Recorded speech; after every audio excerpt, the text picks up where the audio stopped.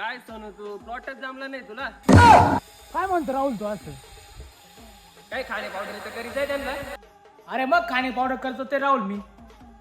बघ नाही. अरे तुला माहिती का 2001 साली माझा प्लॉट असा बसेल होता का एक एक झाड पपईच्या झाडासारखं होतं. हे खरं काय? एक एक फुल ना डायरेक्ट 2-2 किलोचं होतं. अरे तू असं कोणतं काम सोडलं होतं की तुझ्या फुलं डायरेक्ट 1-2 किलोचे होते? अरे तुला माहिती का दररोज सकाळी ना सुका पाटील माझ्या प्लॉट मध्ये येऊन बसायचा. म्हणून माझा प्लॉट आहे ना जबरदस्त होता.